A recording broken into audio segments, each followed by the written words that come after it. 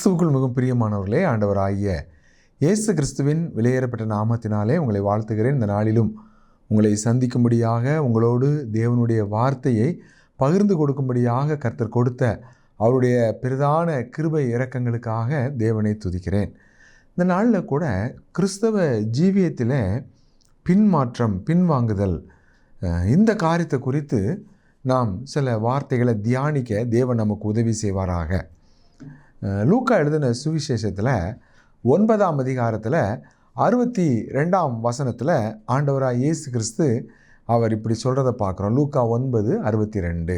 அதற்கு இயேசு, கலப்பையின் மேல் தன் கையை வைத்து பின்னிட்டு பார்க்கிற எவனும் தேவனுடைய ராஜ்யத்துக்கு தகுதி உள்ளவன் அல்ல என்றார். எனக்கு மிகவும் அருமையானவர்களே, இங்கே நாம் ஆண்டவராக இயேசு கிறிஸ்து சொல்கிறாரு, கலப்பையின் மேலே தன் கையை வைத்து விட்டு பின்னிட்டு பார்க்கிற எவனும் என்று யாராக இருந்தாலும் சரி. அப்போது கலப்பையில் எதற்காக ஒரு மனிதன் கை வைக்கிறான்னா, அவன் அந்த நிலத்தை உழுது அதில் விதை விதைத்து அதற்காக பிரயாசப்பட்டு அதில் ஒரு அறுவடையை, விளைச்சலை, அந்த விளைச்சலின் பலனை அவன் காண வேண்டும். அதுதான் அந்த நோக்கம், கலப்பையில் கை வைப்பதுன்ற நோக்கம். ஆனால் அந்த மாதிரி தேவனுக்காக தங்களுடைய வாழ்க்கையை ஒப்பு கொடுத்தவர்கள், தேவனுக்காக தங்களுடைய வாழ்க்கையை அர்ப்பணித்தவர்கள் அந்த வழியை விட்டுட்டு பின்வாங்கி போகுதல், அது அன்குவாலிஃபைடுன்னு சொல்கிறார். பரலோக ராஜ்யத்திற்கு தகுதி உள்ளவன் அல்ல என்று ஆண்டவர் எங்கே சொல்லுகிறதை நாம் பார்க்கிறோம். அப்போது தேவன் நம்மை குறித்து ஒரு நோக்கம் வைத்திருக்கிறார். தேவன் நம்மிடத்திலே ஒரு எதிர்பார்ப்பை வைத்திருக்கிறார். நாம் நிறைவேற்ற வேண்டிய ஒரு தேவனுடைய திட்டம் ஒன்று நம்முடைய கரங்களிலே கொடுக்கப்பட்டிருக்கிறது. நாம் தேவனுடைய ராஜ்யத்தை கட்டுவதற்கு ஆண்டவரோடு கூட இணைந்து செயல்படுகிற உடன் ஊழியராக தேவன் நம்மை வைத்திருக்கிறார். ராஜாக்களாக, ஆசாரியர்களாக வைத்திருக்கிறார்.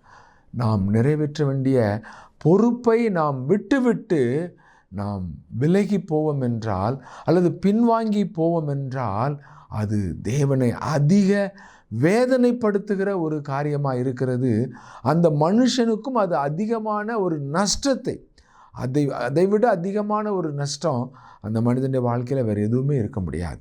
எபிரேய விசுவாசிகளுக்கு அப்போஸ்தலனாகிய பவுல் எழுதும்போது சொல்கிறாரு, எபிரேயர் 10ஆம் அதிகாரம் 38ஆம் வசனத்திலிருந்து வாசிக்கலாம். அந்த எபிரேய விசுவாசிகளை உற்சாகப்படுத்தும்படியாக இங்கே இந்த வார்த்தைகளை இந்த எபிரேய ஆக்கியோன் எழுதுறதை பார்க்குறோம்.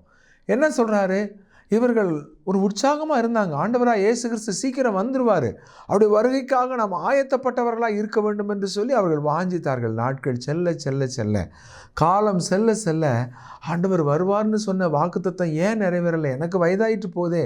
அநேக விசுவாசிகள், உடன் விசுவாசிகள் மரித்து போனாங்க. தங்களுடைய குடும்பத்தில் உள்ள அநேகருடைய மரணத்தை கண்டாங்க. இன்னும் உபத்திரவங்கள், பாடுகள் அங்கே அதிகமாகிக் கொண்டே போகிறது. ஸோ இந்த மாதிரி சூழ்நிலையில் அவர்கள் சோர்ந்து போனார்கள். சோர்ந்து போய் பின்வாங்கி போகிறவர்களாக, விசுவாசத்தை விட்டு அவர்கள் வழுவி போகிறவர்களாக காணப்பட்டார். அப்படிப்பட்டவர்களை மீண்டும் அனல் மூட்டி உற்சாகப்படுத்தும்படியாக இந்த எபிரேயர் 10ஆம் அதிகாரம் 38ஆம் வசனத்தில் இவ்விதமாய் நாம் வாசிக்கிறோம். எபிரேயர் 10:38. வருகிறவர் இன்னும் கொஞ்ச காலத்தில் வருவார், தாமதம் பண்ணார். விசுவாசத்தினாலே நீதிமான் பிழைப்பான். பின்வாங்கி போவானானால் அவன் மேல் என் ஆத்துமா பிரியமாயிராது என்கிறார். எதற்காக நாம் கிறிஸ்துவை பின்பற்றுகிறோம்? இந்த உலக பிரகாரமான நன்மைக்காகவா? இந்த உலக பிரகாரமான ஆசீர்வாதத்துக்காகவா? அல்லது நித்தியமாக பரலோக ராஜ்யத்தில் தேவனோட வாழ்வதற்காக? இதை முதல்ல நம்ம தெளிவுபடுத்திக்கிடணும். எனக்கு அது சுகமாகலை, எனக்கு இந்த பிரச்சனை தீரலை, எனக்கு ஆண்டு என் ஜெபத்தை கேட்கலை, அல்லது எனக்கு இந்த அற்புதம் நடக்கலைன்னு சொல்லிட்டு ஆண்டவரை விட்டு விலகி போகிற ஒரு பரிதாபமான நிலைமை ஒரு மனிதனுக்கு வந்துடவே கூடாது. இந்த உலக பிரகாரமான ஒரு ஆசீர்வாதத்தை பெற்றுக்கொள்வதற்காக அவன் தேவனை தேடுவானான நிச்சயமாக அவன் பரிதாபத்துக்குரிய ஒரு மனிதனாக இருப்பான் என்று சொல்லி நாம் கொரிந்தியரில் வாசிக்கிறோம். இம்மைக்காக மாத்திரம் நாம் கிறிஸ்துவின் மேலே நம்பிக்கை உள்ளவர்களாக இருப்போம் என்றால், எல்லா மனிதரை விட மிக பரிதாபமான மனிதன் தான் அந்த மனிதன். யார்? இந்த உலக நன்மைக்காக, உலக ஆசீர்வாதத்துக்கு ஆண்டவரை தேடும்போது இந்த உலகத்தில் உள்ள எல்லாமே நமக்கு கூட கொடுக்கப்படும் என்று ஆண்டவர் சொல்லியிருக்கிறார். முதலாவது தேவனுடைய ராஜ்யத்தை அவருடைய நீதியின் தேடுங்கள், அப்பொழுது பூமியில் உள்ளவைகள் எல்லாம் உங்களுக்கு கூட கொடுக்கப்படும். எப்போ? நீங்கள் எதிர்பார்க்குற நேரத்தில் இல்லை, கர்த்தருடைய சித்தத்தின்படி, அவருடைய தீர்மானத்தின்படி எது உங்களுக்கு நன்மையோ, எது உங்களுக்கு ஆசீர்வாதமோ அதை அந்தந்த காலத்திலே அவர் நேர்த்தியாய் செய்வார். ஆனால் நம்ம அந்த காலத்துக்கு முன்னால் எனக்கு கிடைக்கல, நடக்கலைன்னு சொல்லி நம்ம விசுவாசத்திலே தளர்ந்து விடக்கூடாது. நான் வாசிக்கிறோம், விசுவாசத்தினாலே நீதிமான் பிழைப்பான், பின்வாங்கி போவானே ஆகில் அவன் மேல் என் ஆத்துமா பிரியமாயிராது. கலப்பையில் கையை வச்சுட்டு பின்னிட்டு பார்க்கக்கூடாது, பின்வாங்கி போவே கூடாது. கிறிஸ்தவ வாழ்க்கை தொடர்ந்து முன்னோக்கி செல்ல வேண்டும். மேகம் போன்ற திரளான சாட்சிகள் நமக்கு முன்பாக இருக்கிறாங்க. பாரமான யாவற்றையும் உதறி தள்ளணும், பாவத்தை உதறி தள்ளணும், இயேசுவை நோக்கி பொறுமையாக ஓடிட்டே இருக்கணும். லக்கை நோக்கி தொடர்கிறேன், லக்கை நோக்கி தொடர்கிறேன். யார் அந்த லக்கு? இயேசு தான் அந்த லக்கு. அவர் தான் அடையக்கூடிய அந்த லக்கு. அவரை தான் நான் ஆதாயப்படுத்தி கொள்ளணும். இந்த உலகத்தில் ஆண்டவர் ஆதாயப்படுத்தி கொள்வதற்காக உங்களுடைய ஓட்டம் இருக்கும் என்றால், இந்த உலகத்தில் என்ன கிடைச்சாலும் என்ன கிடைக்காட்டாலும் நீங்கள் தொடர்ந்து ஓடிக்கிட்டே இருப்பீங்க. எந்த பாடுகள் எந்த பிரச்சனைகள் வந்தாலும் நாம் தொடர்ந்து முன்னோக்கி செல்கிறவர்களாக இருப்போம். பின்வாங்கி போவானே ஆகில் அவன் மேல் என் ஆத்துமா பிரியமாக இராது. இவ்வளோ வேதனையாக சொல்கிறார் பாருங்கள். ஆண்டவர் பிரியமாக இருக்கணும்னு சொல்லி நம்ம விரும்புகிறோம். கர்த்தர் உண்மையில் பிரியமாக இருக்கிறார் அப்படின்னு நாங்கள் பியூலா எப்சி என்று ஆண்டவர் அங்கே அன்போடு அழைக்கிறார். தேவன் உண்மையில் பிரியமாக, தானியேலை பார்த்து சொல்கிறாரு, நீ எனக்கு பிரியமானவன். உங்களை பார்த்து கர்த்தர் சொல்வாரா? இன்றைக்கி உங்களுடைய ஓட்டம் எப்படி இருக்குது?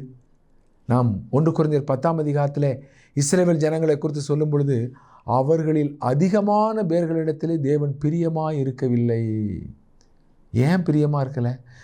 தேவன் எதிர்பார்த்த விசுவாச ஜீவியம் உங்களுக்குள்ளே இருக்கும் என்றால் தேவன் உங்கள் மேலே பிரியமாக இருப்பார். உங்களுடைய வாழ்க்கையில் விசுவாசத்தில் நீங்கள் பலவீனமாய் காணப்பட்டீங்கன்னா, தேவனை பின்பற்றுகிறதுல நீங்கள் பின்வாங்குகிற ஒரு நிலைமை இருந்துச்சுன்னு சொன்னால், அவன் மேலே ஆண்டவர் துக்கப்படுகிறார், வேதனைப்படுகிறார். அவன் மேலே என் ஆத்துமா பிரியமாயிராது என்று சொல்லி ஆண்டவர் சொல்கிறார். அப்போ நாம் என்ன செய்யணும்? வருகிறவர் இன்னும் கொஞ்ச காலத்தில் வருவார், சீக்கிரம் வருவார். எப்போயா வருவார்? 2000 வருஷமாக இதை தானையா சொல்லிட்டு இருக்கிறீங்கன்னு சொல்லி சத்துரு என்ன செய்கிறான்? உலகத்தான் மூலமாக நம்மளை தாக்குறான். இல்லைங்க, என் ஆண்டவர் வருவார். அவர் ஒருபோதும் எவ்வளவேனும் பொய்யுரையாத தேவன். ஆகவே நம்ம வரலன்னு சொல்லி நாம் சோர்ந்து போயிடக்கூடாது, நாம் பின்வாங்கி போயிடக்கூடாது, கலப்பையில் கை வச்சுட்டு பழைய வாழ்க்கைக்கு போயிடக்கூடாது, பழைய மார்க்கத்தை நோக்கி நம்ம போயிடக்கூடாது. என்ன ஆனாலும் பரவாயில்லை, தேவனுக்காக நிற்பேன். நாங்கள் பாருங்கள், அந்த எபிரேயர் 10ஆம் அதிகாரம் எப்படி முடியுது அப்படின்னா, நாமோ கெட்டுப்போக பின்வாங்குகிறவர்களாக இராமல். அப்போ பின்வாங்குகிற ஒரு மனிதன் கெட்டுப்போகிற ஒரு நிலைமைக்கு அவன் போகிறான்.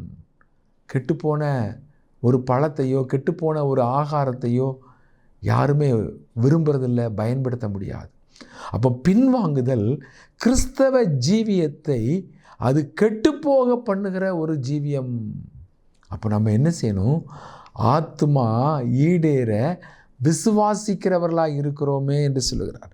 நாம் கெட்டுப்போக பின்வாங்குகிறவர்களாக இராமல் ஆத்துமா ஈடேற விசுவாசிக்கிறவர்களாக இருக்கிறோம்.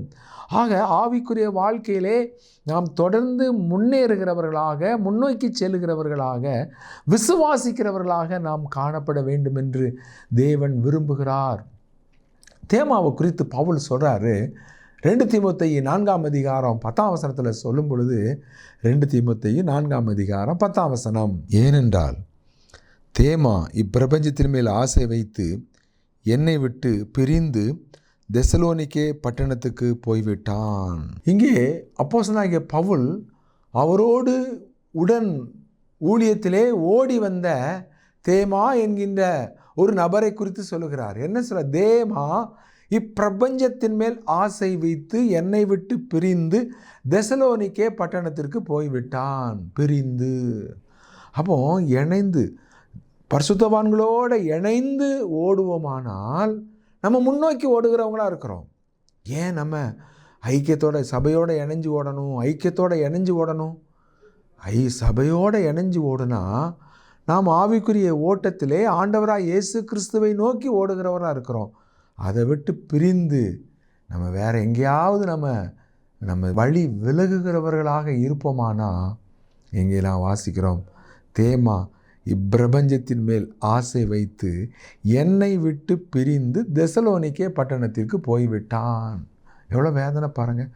அப்போஸ்தலனாகிய பவுலோடு கூட இருந்த ஒரு நபர், ஊழியத்திலே அப்போஸ்தலனோடு பவுலோடு இணைந்து ஊழியத்திலே உதவியாக செயல்பட்ட ஒரு நபர் தேமா. ஆனால் உலகம் இழுக்குது, இந்த உலகம் பயங்கரமாக இழுக்குது. உலகத்தை பார்த்தோன்னா இந்த உலகத்தினுடைய கவர்ச்சி, இந்த உலகம்னு சொல்லும்போது இந்த உலகத்தினுடைய நாகரிகம், இங்கே இருக்கிற பலவிதமான உலக ஆசீர்வாதங்கள், ஐயோ அவனுக்கெல்லாம் அந்த உலக ஆசீர்வாதம் கிடைக்குதே, எனக்கு கிடைக்கலையே அப்படின்னு நீங்கள் நினைக்க வேண்டாம். தேவன் இந்த உலகத்தில் இருந்து நம்மை பிரித்து எடுத்திருக்கிறார். பரலோகத்திலே நம்மை மேன்மையான சுதந்திரத்தை அவர் நமக்கு வைத்திருக்கிறார். மேன்மையும் மகிமையுமான ஒரு ஆசீர்வாதத்தை வைத்திருக்கிறார். அதை நோக்கி நாம் பயணிக்கிறவர்களாக இருக்க வேண்டும். சத்துரு என்ன செய்கிறான் அப்படின்னா, நம்ம ஓட்ட பந்தயத்தில் நம்முடைய கவனத்தை திருப்புறதுக்கு என்ன செய்கிறான் அப்படின்னா, ஒரு ஓட்ட பந்தயத்தில் தன்னுடைய நாட்டு வீரர் ஜெயிக்கணும், வீராங்கனை ஜெயிக்கணும்னு சொல்லிட்டு என்ன செஞ்சாங்கன்னா, அந்த கடைசி ரவுண்டு அவங்க உத்வேகத்தோட முழு பலத்தோடு ஓடி வரும்பொழுது என்ன செஞ்சாங்கன்னா, அந்த கிரவுண்டில் தன்னுடைய நாட்டு வீரர்கள் சொல்லிட்டாங்க, நாங்கள் அந்த கடைசி ரவுண்டு வரும்பொழுது தங்க முலாம் பூசப்பட்ட பந்துகளை அந்த கிரவுண்டுக்குள்ளே நாங்கள் உருட்டி விடுவோம். அதை பார்த்துட்டு நீங்கள் என்ன செஞ்சிடக்கூடாது, தடுமாறக்கூடாது. அதுதான் நீங்கள் இன்னும் உத்வேகத்தோடு ஓட வேண்டிய ஒரு நேரம். மற்ற நாட்டினுடைய வீரர்கள் அது என்னன்னு சொல்லி பார்த்து தங்களுடைய கவனத்தை அதற்கு நேராக திருப்பிட்டு திரும்ப அவங்க மீண்டும் அந்த லக்குக்குள்ளே வருகிற அந்த வினாடியில் நீங்கள் என்ன செஞ்சிடணும், ஜெயிச்சிடணும்னு சொல்லிட்டாங்க. ஸோ குறிப்பிட்ட நாள் வந்தது, போட்டி ஆரம்பமானது, பயங்கரமாக ஓடிட்டுருக்குறாங்க. எல்லாம் அவளோட எந்த நாட்டில் உள்ள அந்த வீராங்கர்கள் முதன்மையாக வரப்போகிறாங்கன்னு சொல்லி எதிர்பார்த்து கைதட்டிகிட்டு இருக்கிறாங்க. கரெக்டாக அந்த தங்க முலாம் பூசப்பட்ட பால்களை கிரவுண்டில் உருட்டி விட்டாங்க. பாருங்கள், திடீர்னு சொல்லி அப்படியே அந்த வெயிலுக்கு அந்த வெளிச்சத்துக்கு மின்னிக்கிட்டு ஓடணும்னு, என்னது இது இப்படி மின்னுது, தங்கமா அப்படின்னு இவங்க யோசித்து அடுத்த நிமிஷம் அதுக்குள்ளே அவங்க திரும்ப நார்மல் மைண்டுக்குள்ளே வந்து ஓடுறதுக்குள்ளே அவருடைய நாட்டு வீரர்கள் ஜெயிச்சிட்டாங்க. சத்துருவும் கூட இப்படித்தான் செய்கிறான் நம்மளை, இந்த உலகத்தினுடைய இழுப்பு. அதனால தான் 1 யோவான் 2:15 வாசிக்கிறோம், உலகத்தில் உள்ளவைகளிலும் அன்பு கூறாதிருங்கள். இந்த உலகத்தில் உள்ளவைகளிலும் அன்பு கூறாது. இந்த உலகம் சபிக்கப்பட்ட ஒரு பூமி, இது அக்கினிக்கு இரையாக வைக்கப்பட்ட ஒரு பூமி. இதை முழுவதுமாக அழித்து ஒரு புதிய வானத்தை, ஒரு புதிய பூமியை தேவன் உண்டு பண்ண போகிறார். ஆகவே சபிக்கப்பட்ட இந்த சாபத்துக்கு, இந்த அக்கினிக்கு நேராக வைக்கப்பட்டிருக்கிற இந்த உலகத்தில் நாம் ஒன்று கொண்டு வந்ததில்லை, நாம் ஒன்று கொண்டு போவதும் இல்லை என்பது நிச்சயம். ஆகவே இந்த உலகத்தின் மேலே நம்ம கண்ணு போகக்கூடாது. ஆண்டவருடைய வழியில் பின்பற்ற விடாமல் என்னை இழுக்கின்ற உலகத்தின் காரியம் என்ன?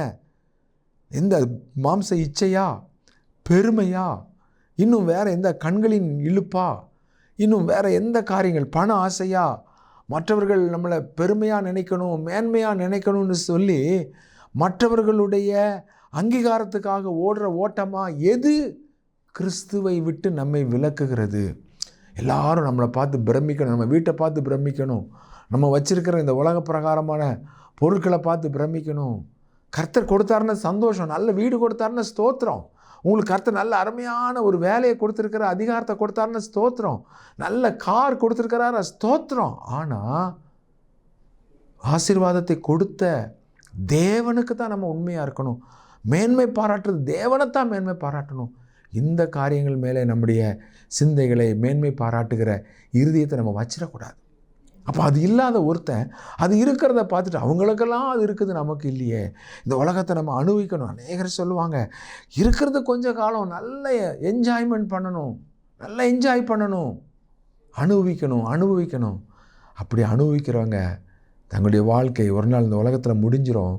மரணத்துக்கு அப்புறம் இந்த உலகத்தை தகாத விதமாய் அனுபவித்தவர்கள் நித்திய அக்னி கடலிலே அவர்கள் வேதனையை அனுபவிப்பார்கள் என்று சொல்லப்பட்டிருக்கிறது. இந்த வேதம் மிக தெளிவாக எச்சரிக்குது. ஆகவே ஆண்டவரை ஏற்றுக்கொண்ட பிள்ளைகள் இதை குறித்து தெளிவாக இருக்கணும். ஆண்டவருடைய அந்த லக்கில் நம்ம ஓடுறதை குறித்து ஜாக்கிரதையாக இருக்கணும். தேமா இப்பிரபஞ்சத்தின் மேல், இந்த உலகத்தின் மேல், இந்த உலக இழுப்புகளில் சிக்குண்டு போகிறதை நாம் பார்க்கிறோம். ரொம்ப ஒரு கவனமாய் ஜாக்கிரதையாய் ஓட வேண்டிய காலங்கள். இன்றைக்கி ஜீவனத்தினுடைய பெருமை, கண்களின் இச்சை, பலவிதமான காரியங்கள் மனிதனை இன்றைக்கு விதமாய் ஆட்டி படைத்து கொண்டிருக்கிற இந்த நாட்களில் நாம் பின்வாங்கி போகிறவர்களாக அல்ல. நம்முடைய நோக்கம் நாம் தொடர்ந்து இன்னும் அதிகமாக தேவனுக்காக நாம் உற்சாகமாய் அர்ப்பணிப்போடு நாம் ஓட வேண்டியது மிக மிக அவசியமான ஒன்றாக இருக்கிறது. ஆபிரகாம் தன்னுடைய குமாரனாகிய ஈசாக்கை குறித்து சொல்லும் பொழுது அந்த எலியேசர்கிட்ட சொல்கிறான், எப்பா நீ அங்கே போய் ஒரு பெண்ணு பாரு, ஆனால் ஒன்று தேவன் என்னை அந்த தேசத்திலிருந்து இந்த வாக்குத்தத்தம் பண்ணப்பட்ட கானான் தேசத்தை கொண்டு வந்துட்டாரு. இனி ஒரு காலம் என்னுடைய குமாரனை அங்கே நீ அழைத்து கொண்டு போகாதபடிக்கு எச்சரிக்கையார்னு சொல்கிறார். ஒரு காலமும் நான் என்னை விட்டு வந்த பழைய வாழ்க்கைக்கு, அந்த பழைய தேசத்துக்கு, அந்த பழைய இடத்துக்கு நீ என்னுடைய குமாரனை கொண்டு போயிடாத. அவர் எச்சரிக்கையாயிரு. ஆதியாமத்தில் சொல்கிறார், எலியேசரை பார்த்து சொல்கிறார், அந்த மீன் மட்டும் அந்த திரும்ப அந்த கானான் தேசத்துக்கு அழைத்து கொண்டு போகாதபடிக்கு எச்சரிக்கையாயிரு என்று ஆண்டவர் இங்கே ஆபிரகாம் அங்கே தன்னுடைய குமாரனாகிய ஈசாக்கை குறித்து எலியேசர்கிட்ட உறுதியாக சொல்கிறத பார்க்குறேன். என் மேலே ஆணை இடுப்பா, என் தொடையின் மேலே ஆணை கையை வச்சு நீ ஆணையிட்டு சொல், என் குமாரனை அங்கே அழைச்சிட்டு போய். அவ்வளவு ஒரு தெளிவு ஆபிரகாமுக்கு இருந்துச்சு பாருங்கள். பிரித்தெடுக்கப்பட்ட ஜனம், தேவனுக்காக இந்த உலகத்திலிருந்து வெளியே அழைக்கப்பட்டவர்கள், அதுதான் சபை, அதுதான் விசுவாசி, மணவாட்டி. அப்போ ஒரு மனிதன் ரட்சிக்கப்படும் பொழுது இந்த உலகத்துக்குள்ளே தான் அவன் வாழ்கிறான், உலகத்து மக்களோடு தான் இருக்கிறான். ஆனால் பிரித்தெடுக்கப்பட்ட ஒரு வாழ்க்கை. திரும்ப அவங்களோட போய் நம்ம என்ன செய்ய முடியாது. ஒரு கல்யாண வீட்டுக்கு போகிறோம், அங்கே எல்லாம் குடி கும்மாளம், ஆட்டம் பாட்டம் ஆர்ப்பாட்டம். நான் இந்த உலகத்துக்குரியவன் அல்ல, இவங்களோட சேர்ந்து ஆர்ப்பாட்டம் பண்ணுறது, அதனால் அப்போ தான் அன்பு கூறுவாங்க, அப்போ தான் ஏற்றுக்கொள்வாங்கன்னு சொல்லி அவர்கள் நம்ம ஏற்றுக்கொள்வதற்காக அவர்களுக்கு நம்ம ஒத்த வேஷம் தரிக்கவே கூடாது. ரோமர் 12 வாசிக்கும் பொழுது இந்த பிரபஞ்சத்திற்கு ஒத்த வேஷம் தரிக்கக்கூடாது ஒருபோதும். ஸோ இந்த பிரபஞ்சம் நம்மளை ரொம்ப இழுக்கும், பிரபஞ்சத்தின் மேலே ஆசை. அப்போ அங்கே போய் அவங்களோட சேர்ந்து கல்யாண வீட்டில் அவன் குடிச்சிட்டு ஆடுறான், அவன் கூட நான் குடிக்காமல் ஆடுவேன்னு சொல்லி அங்கே டான்ஸ் போடக்கூடாது. ஒரு காலேஜ் ஸ்டூடெண்ட்டாக இருந்தால் ஒருவேளை அந்த காலேஜ் ஃபைனல் இயர் வரலாம், அங்கே காலேஜ் டே வரலாம், அல்லது ஏதாவது ஒரு ஃபங்க்ஷன் நடக்கலாம், அங்கே சேர்ந்து ஆட்டம் போட்டு அங்கே அவங்களோட சேர்ந்து அவன் சினிமா பாட்டை போட்டு நீனும் சேர்ந்து ஆடிடக்கூடாது. நீ தேவனுடைய பிள்ளை, நீ ரட்சிக்கப்பட்ட விசுவாசி. பிரபஞ்சத்தை இழுக்கும், பின்வாங்கி போயிடாத. சத்துரு டார்கெட் உன் மேலே தான் இருக்கும். உன்னை எப்படி இழுத்து கீழே போடுறது. ஐயோ இப்படிலாம் இருந்தால் யாருமே ஏற்றுக்கொள்ள மாட்டாங்களே. பரலோகம் உன்னை ஏற்றுக்கொள்ளணுமா இல்லையா, அதுதான் கேள்வி. பரலோகம் அங்கீகரிக்கணுமா இல்லையா. மனிதர்கள் அங்கீகரிக்கலாம், ஆனால் தேவ அங்கீகாரம் அது எப்போ அந்த பிரித்தெடுக்கப்பட்ட பரிசுத்தத்தை நம்முடைய வாழ்க்கையில் அதிக ஜாக்கிரதையாய் நாம் காத்து கொள்ளும் பொழுது மட்டும்தான் நம்ம தொடர்ந்து முன்னோக்கி செல்லுகிறவர்களாக இருப்போம். இல்லைன்னா பின்வாங்கி போவானே ஆகில் அவன் மேல் என்ன ஆத்துமா பிரியமாயிராது என்று நாம் வாசிக்கிறோம். பாருங்கள், ஆண்டவராக இயேசு கிறிஸ்துடைய காலகட்டத்தில் யோவான் எழுதின சுவிசேஷம் 6ஆம் அதிகாரம் 60ஆம் வசனத்தில் இப்படி வாசிக்கிறோம். யோவான் 6ஆம் அதிகாரம் 60ஆம் வசனம். அவருடைய சீஷரில் அநேகர் இவைகளை கேட்ட பொழுது, இது கடினமான உபதேசம், யார் இதை கேட்பார்கள் என்றார்கள். இது என்ன உபதேசமா? கடினமான உபதேசம், யார் இதை கேட்பார்கள்? நம்ம பின்னால் வாசிக்கிறோம். அது முதல் அவருடைய சீஷர்களில் அநேகர் அவருடனே கூட நடவாமல் பின்வாங்கி போனார்கள். இன்றைக்கி எப்படிப்பட்ட உபதேசங்களை இன்றைக்கி தேடுகிறாங்கன்னா, இது கடைசி காலங்கிறதுக்கான இந்த கொடிய காலத்தில் ஒரு அடையாளம் என்னென்னா, அவங்களுக்கு ஏற்ற அந்த சத்தியத்துக்கு செவிய விலைக்கு கட்டுக்கதைகளுக்கு சாய்ந்து போகிற ஒரு நாட்களிலே நாம் வாழ்ந்து கொண்டிருக்கிறோம். ஆண்டவராக இயேசு கிறிஸ்துடைய காலகட்டத்தில் அவருடைய போதனைகளை குறை சொன்னாங்க, அவருடைய போதனைகளை முறுமுறுத்தாங்க, அவருடைய உபதேசத்தை முறுமுறுத்தாங்க. இது கடினமான உபதேசப்பா, இப்படிலாம் யார் வாழ முடியும்? அவர் வேணால் வாழலாங்க, இந்த சீஷர்கள் வாழலாம், நம்மெல்லாம் வாழ முடியுமா? நம்மளாலாம் வாழ முடியாது. இது கடினமான உபதேசம்.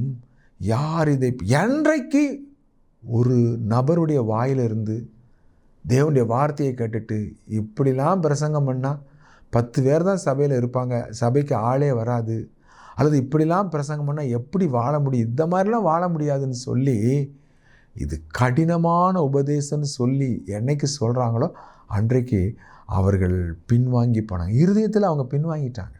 ஒருவேளை அவங்க தொடர்ந்து சபைக்கு வரலாம், அவங்க கால்கள் சபையை நோக்கி நடக்கலாம், ஆனால் இருதயம் இது கடினமான உபதேசம், இப்படிலாம் நடக்க முடியாதுங்க, மற்ற மனிதர்களைப் போலத்தான் நாங்களும், மற்ற ஜனங்களைப் போல நாங்களும் இருப்போம். இதுதான் 3 சாமுவேல் 8ஆம் அதிகாரத்தில் இஸ்ரவேல் ஜனங்கள் சாமுவேல் தீர்க்கதரிசியை பார்த்து சொன்ன காரியம், மற்ற ஜனங்களைப் போல நாங்களும் இருப்போம்.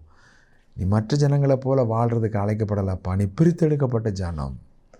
நீ தேவனுடைய கடினமான உபதேசங்களை கேட்கும் பொழுது அந்த உபதேசத்துக்கு ஒன்று ஒப்பு கொடுக்கணும். ஆண்டவரே, இது ரொம்ப கஷ்டமாக இருக்குது, என்னால் முடியாது, இது என் பலத்தினால முடியாது, ஆனால் உம்முடைய ஆவியானுடைய பலத்தை தார். அதுக்கு தானே ஆவியானவர் கொடுத்துருக்கிறார்.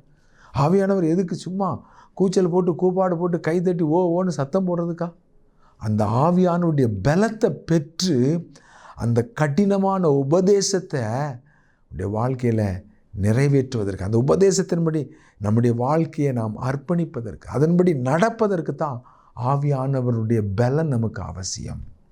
ஆகவே அவருடைய சீசர்களில் அநேகர் நடவாமல் பின்வாங்கி போனார்கள் என்று நான் வாசிக்கிறேன். ஆண்டவர் கேட்குறாரு சீசர்களை பார்த்து, நீங்களும் போய்விட மனதாக இருக்கிறீர்களா?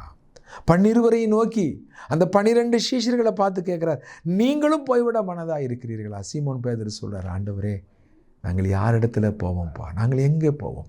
நித்திய ஜீவ வசனங்கள் உம்மிடத்திலே உண்டு. எதுக்காக தேவனுடைய சபைக்கு போகிறோம்? எதுக்காக தேவனுடைய சபையில் போய் உட்கார்ந்துருக்குறோம்? அங்கே கொடுக்கப்படுகிற தேவனுடைய வார்த்தையை பெற்றுக்கொள்வதற்காக போகிறோமா, அல்லது அங்கே இருக்கிற மற்ற வேறு காரியங்களுக்காக?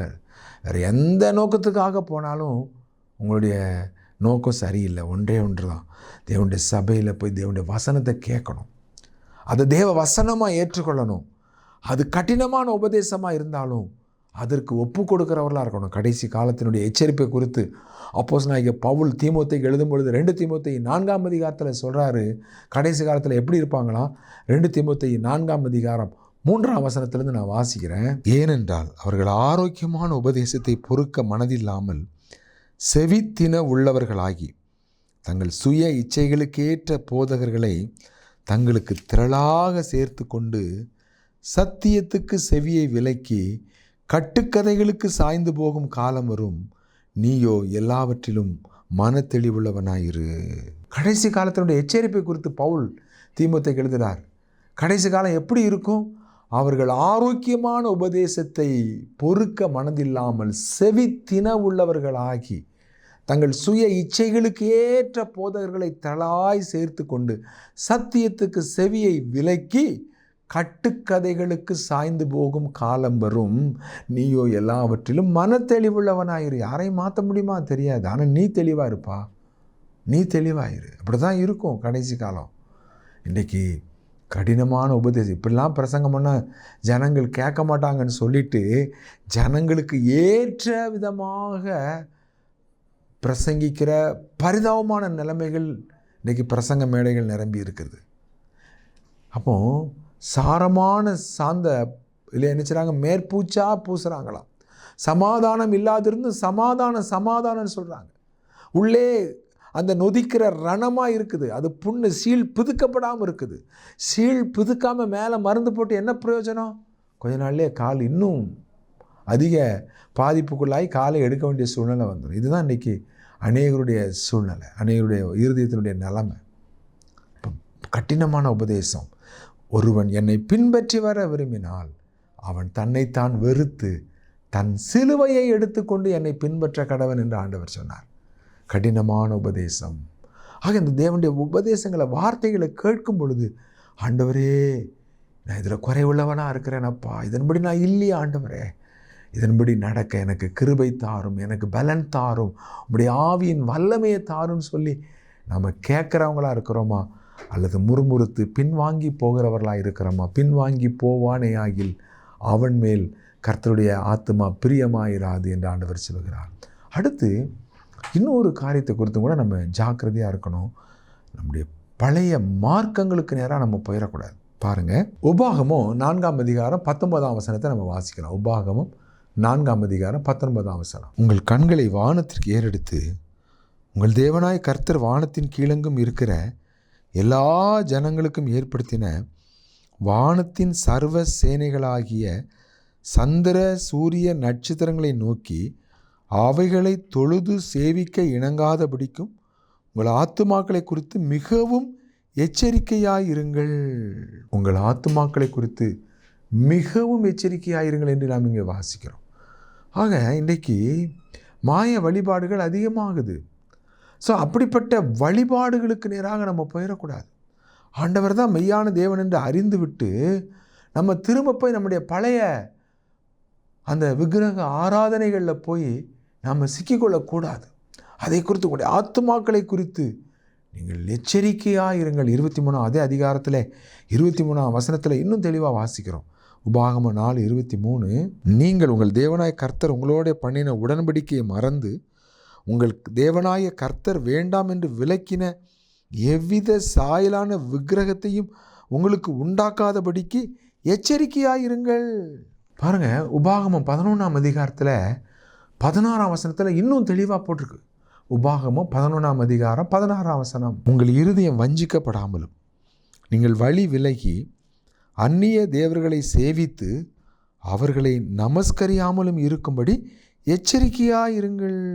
பாருங்கள், இருதயம் வஞ்சிக்கப்படுகிற ஒரு காரியம் எங்கன்னா, வழி விலகி தேவனை விட்டுட்டு நாம் தேவனுடைய சிருஷ்டிகரை தொழுது சேவியாமல் மனிதனால் சிருஷ்டிக்கப்பட்டவைகளை நாம் தொழுது சேவிப்போமானால் நம்முடைய இருதயம் வஞ்சிக்கப்படுகிற, வழி விலகி பின்வாங்கி போகிற ஒரு நிலைமை. யோசுவா சொல்கிறான், நானும் என் வீட்டாரமோ வென்றால் கர்த்தரையே சேவிப்போம். இந்த நாளில் நான் எந்த சூழ்நிலையிலும் மனிதர்களுக்கு பயந்து குடும்பம், சொந்தம், ஊர், சட்டத்திட்டம் என்ன வந்தாலும் பரவாயில்லை. அன்றைக்கு சாத்ராக், மேஷாக், ஆபேத்நேகோ அந்த 60 முழ பொன்னால் செய்யப்பட்ட அந்த சிலையை ராஜா நிப்பாட்டி இருந்தார். அவங்க அந்த ராஜாவினிடத்தில் வேலை செய்யக்கூடிய அரசாங்க அதிகாரிகளாக இருந்தாங்க. ஆனால் தங்களுடைய அரசு வேலை போனாலும் பரவாயில்லை, நான் தேவனை வேதனைப்படுத்துகிற, என்னுடைய இருதயத்தை வஞ்சிக்கிற, வழி விலகி இப்படிப்பட்ட ஒரு விக்கிரக ஆராதனைக்கு நான் பின்வாங்கி போக மாட்டேன், என் உயிரே போனாலும் பரவாயில்லைன்னு உறுதியாக நின்னாங்க. இந்த நாளில் நீங்களும் கூட எந்த சூழ்நிலையிலும் தேவனுக்காக வைராக்கியமாக நில்லுங்க, உறுதியாக நில்லுங்க. காலப்பையில் கை வச்சுட்டு பின்வாங்காமல் கர்த்தர் மேலே நம்ம இல்லையா உறுதியான விசுவாசத்திலே முன்னோக்கி செல்கிறவர்களாய் காணப்பட கர்த்தர் தாமே உங்கள் ஒவ்வொருவரையும் பலப்படுத்துவாராக, வேண்டிய கிருபைகளை தருவாராக. அவருடைய பரிசுத்த ஆவியானுடைய வல்லமையினாலே இந்த சூழ்நிலையில் ஜெயித்து முன்னோக்கி செல்ல ஆண்டவர் உதவி செய்வாராக. ஜெபம் செய்வோமா? எங்கள் நல்ல ஆண்டவரே, இந்த வார்த்தையை கேட்ட உடைய பிள்ளைகள் ஒவ்வொருவரையும் நீர் பலப்படுத்தும். உமக்கு பிரியமான ஒரு ஓட்டத்தை ஓடி முடிக்க உதவி செய்யும். இயேசுவின் நாமத்தில் ஜெபிக்கிறோம் எங்கள் நல்ல பிதாவே, ஆமேன். பிரியமானவர்களே, நீங்கள் நேரம் ஒதுக்கி தேவனுடைய வார்த்தையை கேட்டதற்காக உங்களுக்கு நன்றி சொல்கிறோம். யூடியூப்பிலே ராஜ்குமார் தங்கமணி என்று ஆங்கிலத்திலே டைப் செய்வீர்களானால் இன்னும் அநேக செய்திகளை நீங்கள் கேட்கலாம். கேளுங்கள், மற்றவர்களுக்கும் நீங்கள் அறிமுகப்படுத்துங்கள். கர்த்தர் தாமே நாம் மறுபடியும் சந்திக்கும் வரைக்கும் ஆண்டுடைய கிருபை உங்கள் அனைவரோடும் இருப்பதாக. ஆமேன், ஆமேன்.